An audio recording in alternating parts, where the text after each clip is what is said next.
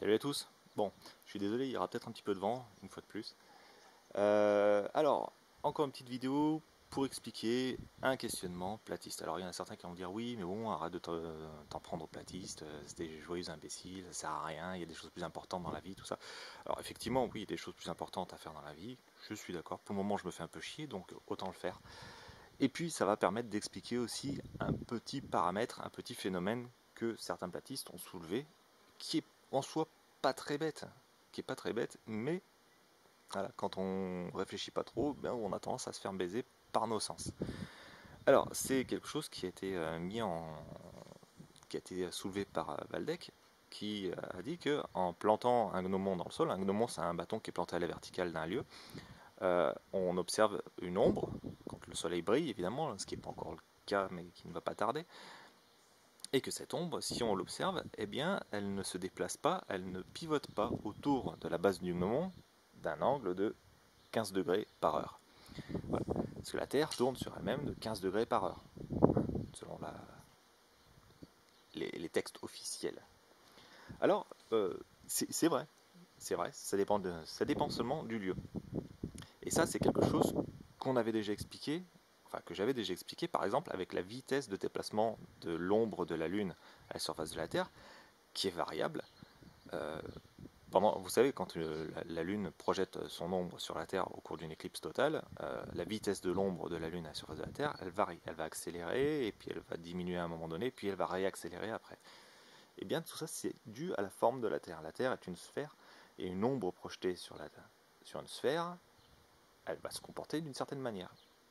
Et c'est là que c'est important, c'est que les platistes ne réfléchissent pas au fait qu'on se situe sur une sphère. Eux, pour eux, on est à la surface d'un plan, et donc il n'est pas logique que l'ombre du gnomon ne se déplace pas de 15 degrés par heure, comme la Terre tourne sur elle-même. Donc il transfère à une surface plane quelque chose qui ne se produit sur une surface sphérique. Alors pour illustrer l'affaire, on va prendre quelque chose de tout simple. J'ai déjà fait des trous dedans, mais voilà, on va revenir à la base. On va prendre une orange. Alors vous voyez que je l'ai déjà un peu martyrisé l'orange. Voilà, et le soleil va à nouveau se planquer, ça fait chier. Bon, j'explique quand même le truc et puis je vous montrerai après. Sur cette orange, on va planter deux pics minces à saucisse au niveau de l'axe de rotation. On va dire que c'est Orangus. Et on va planter un pic à saucisse à la verticale d'un autre endroit. Donc on fait en sorte que ce pic il aille en direction du centre de la sphère qu'est l'orange. Et cette orange, vous voyez que les pics, hein, on va dire c'est les gnomons locaux, ils sont immenses, hein, projettent leur ombre.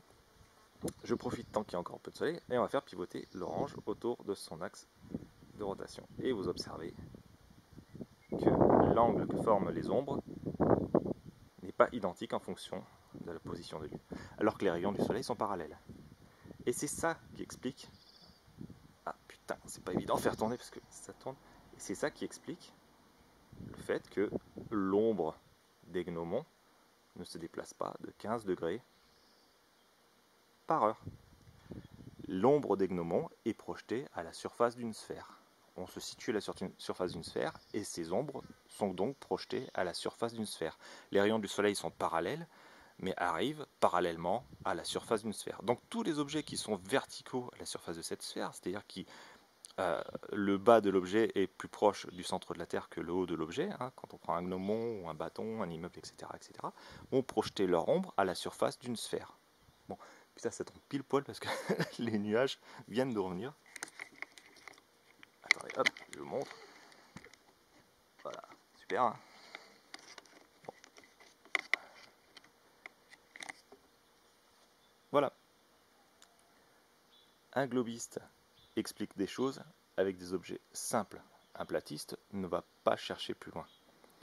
Pourquoi ne pas avoir réfléchi au fait que l'ombre des gnomons se projette à la surface d'une sphère? Ça s'appelle un biais de confirmation. Voilà. Donc, ces personnes qui disent que ils cherchent, ils réfléchissent, etc. Oui, effectivement, ils se posent des questions. Mais le problème, c'est qu'ils ne vont pas chercher très loin les explications. Ils vont arriver vers quelque chose, ils vont se dire, tiens, c'est bizarre. pourquoi cette ombre, elle se déplace pas de 15 degrés par heure, ce qui devrait être logique vu que le soleil se déplace de 15 degrés par heure dans le ciel. Pourquoi? Et il suffit de réfléchir. Les anciens, ils avaient parfaitement compris avec les cadrans solaires. Les cadrans solaires sont faits de manière à donner l'heure localement par rapport à la position du soleil dans le ciel et par rapport à la projection de l'ombre. J'ai oublié du nom, c'est le style, je crois. Je crois, il me semble que c'est le style. Sur un cadran, voilà, d'où le cadran solaire. Et donc vous avez plein de cadrans solaires justement, parce que chaque cadran solaire est adapté au support sur lequel il va être projeté. Donc les meilleurs cadrans solaires sont ceux qui vont être parfaitement réfléchis et qui vont, on va dire que le style, j'ai peur de dire une bêtise, que je mettrai en annotation de toute façon dans la vidéo, le style est parallèle à l'axe de rotation de la Terre. Et là vous êtes sûr d'avoir quelque chose d'assez propre. Après, il y a d'autres cadrans solaires, ceux que vous achetez dans le commerce, souvent, ils ne sont pas du tout adaptés au lieu où vous allez vivre. Donc là, ça devient un peu n'importe quoi. Mais quand vous regardez un cadran solaire, quand ils sont faits, vous voyez que c'est pas très symétrique. La projection des ombres, elle n'est pas régulière. Les heures, enfin les segments qui séparent chaque heure sur un cadran solaire ne sont pas réguliers. Et donc, c'est que les anciens avaient déjà parfaitement réfléchi à cette affaire. C'est pas une découverte. Voilà. Donc, c'est bien de se poser des questions, c'est même une très bonne chose. Mais essayez de trouver les réponses aussi. Au lieu de dire il y a quelque chose de pas normal, c'est qu'on nous cache quelque chose, essayez de vous dire il y a quelque chose que je ne comprends pas, c'est peut-être qu'il y a quelque chose que je n'ai pas compris. Voilà. Donc vous pouvez répéter l'opération, vous prenez une orange, une pastèque, un ballon de basket, vous allez le ruiner, hein, n'importe quoi, et vous regardez comment les ombres sont projetées. Et ça vaut exactement aussi pour la Terre concave, hein, à Cyprus. C'est exactement le même délire. Vous ne comprenez pas ce que vous observez. Vous prenez même Cyprus Star, elle prend le time and date ou sun calc, je ne sais plus trop quoi, donc qui donne l'ombre justement d'un gnomon, justement qui donne l'axe et la longueur du nombre.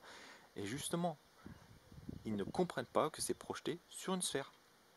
Donc vous reprendrez mon expérience avec l'orange, et puis vous vous amuserez à la faire tourner, etc., etc., ou avec un globe terrestre, ou ce que vous voulez, et vous allez observer cette ombre qui n'est pas, les ombres ne sont pas identiques en fonction du lieu où elles sont projetées.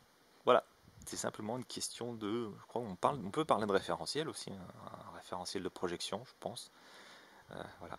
Une ombre projetée à la surface d'une sphère n'est pas identique à une ombre projetée à la surface d'un plan, qu'une ombre projetée à la surface d'un cube, qu'une ombre projetée à la surface de ce que vous voulez. L'ombre, c'est juste une projection. Eh bien, j'espère que cette petite vidéo vous aura intéressé. Désolé pour, pour le support, l'illustration. C'est juste une orange, un bout de gazon.